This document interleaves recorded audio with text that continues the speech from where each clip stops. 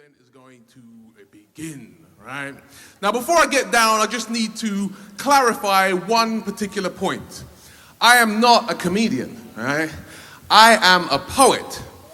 So, what this essentially means is that my joke rate is going to be very low, but my metaphor rate is going to be very high, you know? So hopefully over the course of the whole event, man, we're going to just work things out, man, right? And besides, what we find is that when we do these type of shows, that it's always better to ease the audiences in with some simple, gentle, life-affirming, soulful poetry. Rather than going straight to the dick-sucking jokes, you know what I mean, right? Don't ask me why, you guys just seem to prefer it in that order, right? You know what I mean? Now, I want to start off with a poem about body image, you know? I'm really, really fascinated with the way in which, I suppose, like, society portrays people, and then people then internalize those portrayals, right? Because I genuinely believe that in order for us to have love for one another, you've got to have a certain degree of love for yourself. And this world doesn't want us loving each other, so it always attacks the image of self. Now, in the whole field of objectification, I must confess, women have got it a lot worse than men, right? That body image shit runs deep with y'all, man, you know? Like, I've only just discovered what a thigh gap is, you know? There's many women laugh at that, man, you know what I mean, right? There's a dude here just looking totally perplexed, man. You don't know what it is, do you, bro, man? Thinking somebody can put on the barbecue, you know? Good day, mate. Throw another thigh gap on the barbie. Nice, thick, juicy one. Thank you. Yeah?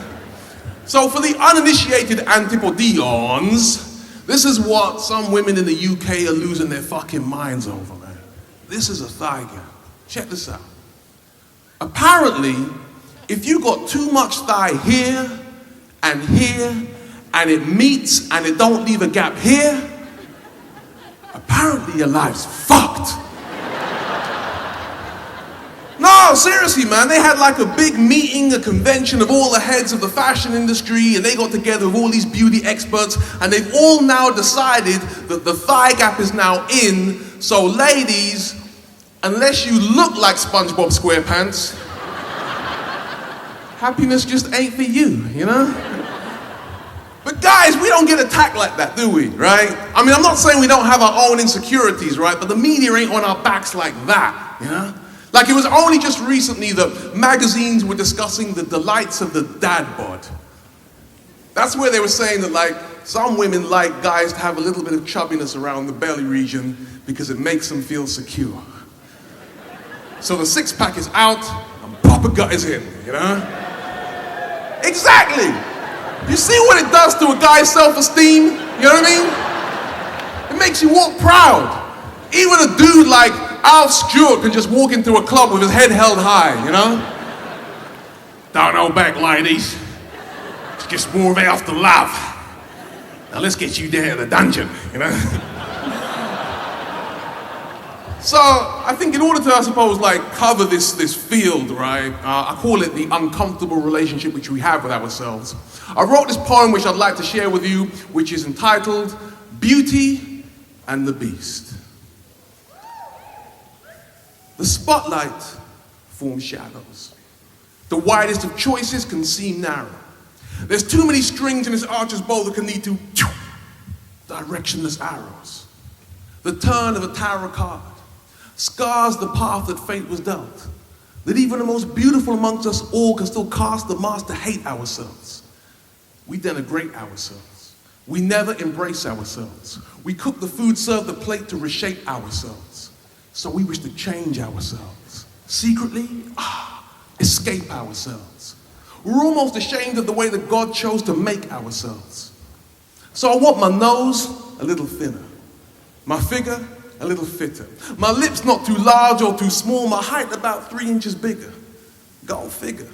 It's the darker skin that wants to be light, and lighter skin prays all day to catch more sunlight, or sprays on more tone to the bone that makes everything all right. Big wants to be slim, and slim wants curves to bring out the fuller shape that would have made all the difference within. I'm fighting a bald patch. It's a losing battle, and that's a fact. So either I invest in an ocean of useless potions, or I try combing over at the back. You do the math. Do you like my hat? We can spend our whole lives worrying over what we cosmetically lack. Blacks wanting to be white, whites wanting to be black. The grass will always seem greener. Other people's lives will always seem easier. Magazines will always airbrush pictures, providing us with the essential milk of amnesia. I came to bury Caesar, but I found that he buried me. I was killed off by an implicit Molotov of skin-deep ideals. You see, they don't ever want you to be free, in control of your own destiny. There's too many products of stuff that rely on the happiness you feel. So you're never gorgeous enough, desirable enough, admirable enough, content enough, proud of who you are in a world that's ever marred by all this resentful stuff. It's a fundamental bluff. But it's hard to rise above this beast whose burden that we all bear. I hope that one day we can look deep within ourselves and see that the beauty was always there. Thank you.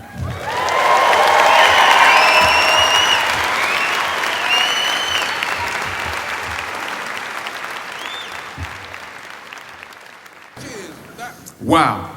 We are in the Sydney Opera House, man. Sydney, New South Wales. I can't lie, I'm fucking nervous, man, you know? I'm serious that this place is the shit, you know what I mean, right? Like, you know what, I was cool with it, like I saw the outside, like a postcard, everything's cool. You know what messed me up, right? There's a Steinway piano in my dressing room, man, you know? And the dude's showing me around, he just goes, there's a bathroom, there's a shower, there's some water, there's a piano, you know what I mean, right? You know? And I'm gonna pretend like I know what to do with it, man. I'm just gonna be like, yeah, okay, yeah. Bing! Yeah, that's pretty good, man, you know what I mean? You know? Oh, man. But I guess, Sydney Opera House, it's a landmark of Australia. You see it, you instantly think Australia, right? And Australia is wow, I've been here a couple of times. It's a land of many contradictions. Some of which amuse me, some of which absolutely confuse me, right? Like this one thing. You guys, you conceived of the idea of Fosters. You make, manufacture, and export Fosters. But none of you motherfuckers drink Fosters. I've never in my life met an Aussie who drinks Fosters, But you'll sell that shit to the UK. Like, I figure like somewhere in the Foster's factory, there's a dude that's just standing there, man, just going, shh. Struth. This fucking grog tastes like a Darrow's pissed in it. Tell you what, put it in the box, send it to Pommyland, Oh, man. Speaking of Pommies, man, we got any UK crew in here? Whoa!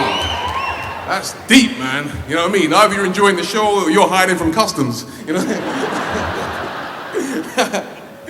The UK crew abroad, right? Like, they call themselves like expats, right? But the Aussies call them whinging Poms, And what I find amusing about this, right, is that out of all the Brits you'll ever meet, these are the most cheerful ones, right? You ain't seen the miserable bastards they've left behind,